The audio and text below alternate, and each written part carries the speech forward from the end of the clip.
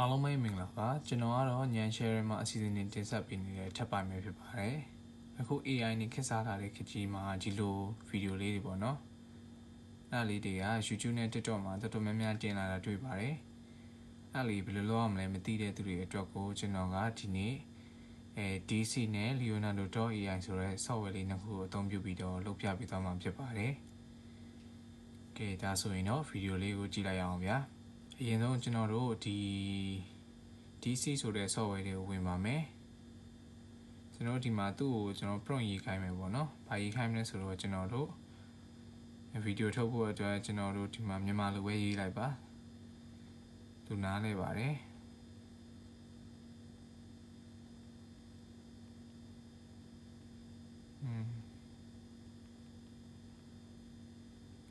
လင်းရုံနဲ့ကြာပေါင်းဆက်သွားတဲ့ဗီဒီယိုတပုတ်ကိုဗီဒီယိုတပုတ်ပေါ့နော်ဒါတော့ကျွန်တော်တို့မှာ website name မှာ Fitful ဆိုတဲ့ AI ရှိပါတယ်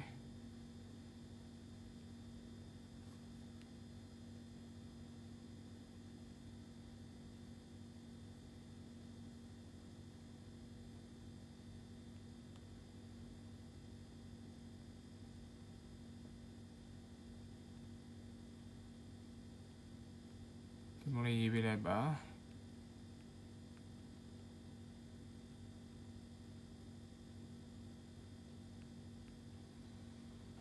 အဲ့လိုမျိုးရေးပြီးတော့သူ့ကိုထုတ်ခိုင်းရပါခင်ဗျအ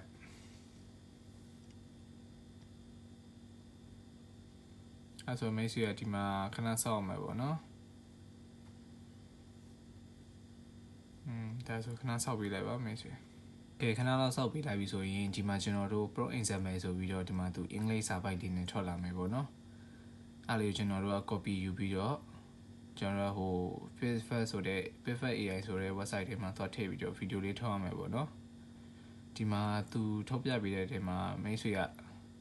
နားမလည်လို့ရှိရင်ဒီဘာတွေရေးထားတဲ့နားမလည်လို့ရှိရင်ကျွန်တော်တို့ဒီမှာ Google Translate ကိုသွားပြီးတော့ခုနကစာပိုက်လေးကို copy ယူပြီးမြန်မာဘာသာပြန်ကြည့်လို့ရတယ်ပေါ့နော်ကိုလိုအပ်တာရှိလို့ရှိရင်လည်းအဲ့ဒီမှာပေါင်းထည့်ပြီးတော့ရေးလိုက်လို့ရတယ်နောက်ပြီးရင် copy ယူပြီးတော့ပြန်ထည့်လို့ရတယ်ပေါ့နော်ဒါဆိုရင်မိတ်ဆွေဒီမှာဒီကောင်လေး copy ရမှာနော်ဒါတော့ဒီတိုင်းပဲထားလိုက်ပါကျွန်တော်တို့ကပုံကနေဗီဒီယိုပြောင်းမှာဖြစ်တဲ့အတွက်ကျွန်တော်တို့အရင်ဆုံး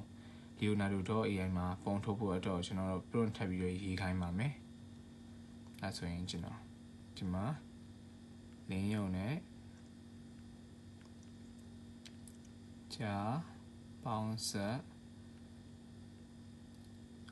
ညနဲ့ကြာ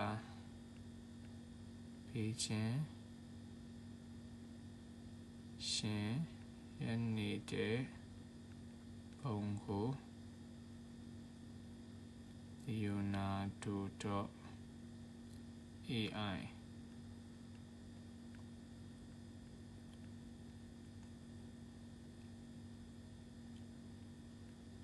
အဲ့ဆိုကျွန်တော်တို့ဒီမှာသူအဲ့လိုမျိုးဖေးချင်းရှင်းရတဲ့နေရာနေပေါင်းဆောင်အောင်မှဖြစ်တဲ့အတွက်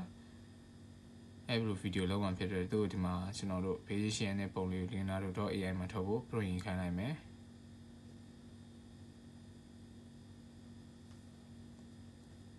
အဲ့ဒါခဏစောင့်ပြီးပါမယ်ချွေဒါဆိုရင်သူခဏစောင့်လိုက်လို့ရှိရင်ကျွန်တော်တို့ဒီမှာဒီလိုမျိုးလေးတွေစာပိုက်လေးရေးပြီးသွားပြီပေါ့နော်သူကဒီမှာမိတ်ဆွေအကေဒီထဲမှာဒီသူပေးတဲ့စာပိုက်ဝင်မကြိုက်ဘူးထပ်ပေါင်းထည့်ခြင်းလဲဆိုလို့ရှိရင်သူဒီမှာသူအကြံပေးချက်တွေအသေးစိတ်ရှင်းလင်းချက်တွေပေးထားရပေါ့နော်ဒါပေမဲ့သူ Leonardo.ai နဲ့မှာ software ထဲမှာထည့်မယ်ဆိုရင်တော့အင်္ဂလိပ်လိုပဲရပါပေါ့နော်မိတ်ဆွေထည့်ခြင်းလဲဆိုရင်တော့မိတ်ဆွေထည့်ခြင်းတဲ့စာလေး copy ယူနောက်ပြီးတော့ translate မှာအင်္ဂလိပ်ပြန်ပြောင်းပြီးတော့ခုနစာပိုက်ကြီးထဲမှာပေါင်းထည့်ပြီးတော့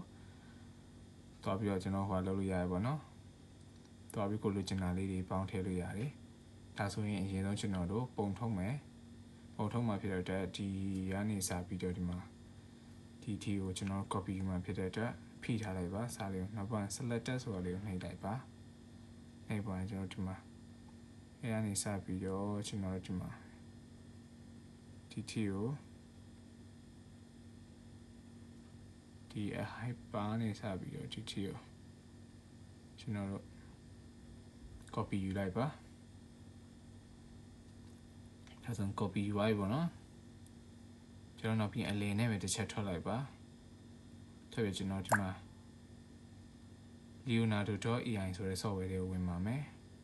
ဒီမှာကျွန်တော်ဒီမှာ image channel ဆိုတာရှိတယ်အဲ့ဒါလေးကိုနှိပ်ပေးလိုက်ပါနှိပ်ပြီးရင်ကျွန်တော်တို့ဒီနားလေးကို clear လေးလုပ်ပေးလိုက်ပါမိတ်ဆွေကျွန်တော်ကဒါအရင်တော့ပုံထုတ်တာလည်းရှိလို့ပေါ့နော်မရှိလို့ရှင်တော့လုံးစရာမလိုပါဘူးအမှခုနကတော့ copy ယူတဲ့ဟာလေးကို paste လုပ်ပေးလိုက်ပါ paste ချပြောရဆိုလို့ရှိရင်ကျွန်တော်တို့ဒီမှာဒီကောင်လေးပေါ့နော်ညားလေးကိုတုံးပေးလိုက်ပါ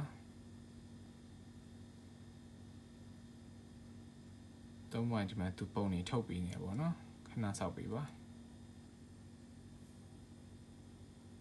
ကဲဒါဆိုလို့ရှိရင်တော့အခုလိုအလန်းစားပုံလေးကြာလာပြီပေါ့နော်မိတ်ဆွေဒီမှာ၄ပုံရပါမယ်ပုံလေးတွေကိုထောက်ကြည့်လို့ရတယ်ပေါ့နော်မိတ်ဆွေကဘယ်ပုံကြိုက်လဲပေါ့ကျွန်တော်ဒီပုံလေးကိုကြိုက်တယ်အဲ့ပုံလေးကနေပေါင်းဆက်သွားတဲ့ဗီဒီယိုလေးလုပ်မယ်ပေါ့နော်အဲဆိုရင်ဒီကောင်လေးကို save လုပ်ထားလိုက်ပါ okay save လုပ်ထားပြီးပါဆိုလို့ရှိရင်ကျွန်တော်ပြန်ထွက်လိုက်မယ်ထွက်ပြီးတော့ကျွန်တော်တို့ဗီဒီယိုလေးပြုလုပ်ရတဲ့အတွက်ခုနကမှကျွန်တော် DC တွေကိုပြန်ဝင်မယ်ပြန်ဝင်ပြီးခုနအပေါ်ဆုံးစပိုက်မှာပေါ့နော်ကျွန်တော်တို့ပထမဆုံးဟို Pivot AI မှာထုတ်ဖို့အတွက် prompt ရေးခိုင်းတာလေအဲ့ဒါလေးကို copy ယူပါမယ်စာလေးကိုခုနအတိုင်းပဲဖြည့်မယ်ဖြည့်ပြီးရင် select လုပ်မယ် select လုပ်ပြီးတော့ဒီကနေပြီးတော့ prompt အောက်ကစာလေးပေါ့နော်အဲ့ဒါကျွန်တော်တို့ copy ယူမယ်ပေါ့နော်နောက်ပြီးရင်ကျွန်တော်ဒီမှာ okay Chrome ပေါ့နော်အဲ့ဒါလေးရှိလို့ရှိရင်ဝင်လိုက်ပါဒီမြင်ကျွန်တော်ဒီမှာနှိပ်မယ်နှိပ်မှကျွန်တော်ဒီမှာစာရိုက်ထည့်မယ်ပေါ့နော် website နေနေVERSE Pivot AI ဆိုပြီးတော့ဒီမှာပေါ်လာပါလိမ့်မယ်အဲ့လေးနှိပ်လိုက်ပါနှိပ်ပွင့်ဒီမှာပါဒီလိုပုံလေးနဲ့ပေါ့နော်အဲ့လေးထပ်နှိပ်ပေးပါ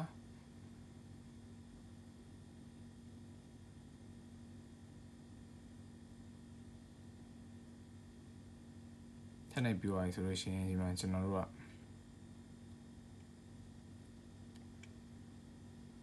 ဒီမှာကျွန်တော်ဗီဒီယိုလေးလုပ်မယ်ပေါ့နော်ဗီဒီယိုလုံးမှာဖြစ်တဲ့ကျွန်တော်ဒီမှာ image or text ကိုလေးတွေ့မှာဗျအဲ့ option လေးကိုနှိပ်ထားပြီเนาะအဲ့ပါဒီမှာကျွန်တော်ပုံထည့်ပေးရမယ်ပေါ့နော်ကျွန်တော်တို့ဗီဒီယိုလုံးဝင်ပုံလေးကိုထည့်ပေးရမယ်အဲ့ဒီအပေါင်းလေးကိုနှိပ်လိုက်အဲ့ပါကျွန်တော်ခုနကစေးခဲ့တဲ့ကိုကြိုက်တဲ့ပုံလေးစေးခဲ့တယ်ပေါ့နော်အဲ့လေးကိုထည့်ပေးလိုက်ပါနောက်ပွင့်ရင်နှိပ်ပါဆိုလို့ရှိရင်เนาะခုနကတော့မိတ်ဆွေတို့ DC ကနေပြီးတော့ copy ယူလာခဲ့တဲ့စာလေးကိုဒီမှာ paste ချပေးလိုက်ပါချပွင့်ကျွန်တော်ဒီအောက်မှာလေး9စက္ကန့်တို့ဘယ်နှစက္ကန့်ဗီဒီယိုဘယ်နှစက္ကန့်ယူမှာလဲအဲ့ဒါတွေပါကျွန်တော်ကြည့်လို့ရပါဘောเนาะကျွန်တော်10စက္ကန့်လောက်လုပ်ကြည့်လိုက်မယ်အပွင့်ကျွန်တော်ဒီမှာအကဲချိန်ကြီးစရာရှိလို့ရှိရင် message လိုက်ပြီးတော့ click ကြည့်လို့ရပါဘောเนาะကျွန်တော်ဒီမှာအမြန်ပဲဗီဒီယိုလေးပေါင်းဆက်တာလေးပဲလုပ်ပြပေးလိုက်မယ်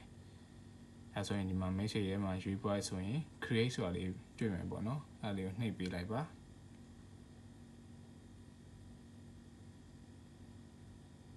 ဒါဆိုလို့ရှိရင်သူဒီမှာဒီအပေါ်ဆုံးထောက်လေးမှာပေါ့နော်သူဗီဒီယိုလေးလုပ်ပြီးနေဗျ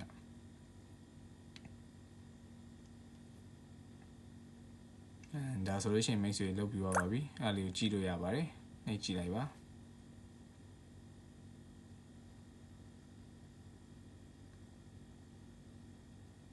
ဒီမှာတေချာချက်ကြည့်လို့ရပါတယ်တော်တော်လေးမိုက်တယ်ဗျ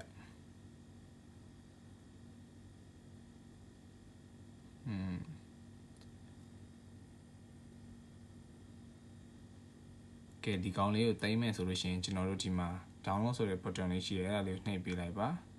အဲ့ပါကျွန်တော်တို့က watermark နဲ့ပဲရမယ်ဗျကြိုက်တဲ့အချက်ကိုရွေးပြီးလုပ်လို့ရပါတယ်ဗျ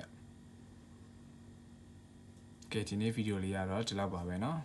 အားလုံးပဲအဆင်ပြေကြမယ်လို့မျှော်လင့်ပါတယ်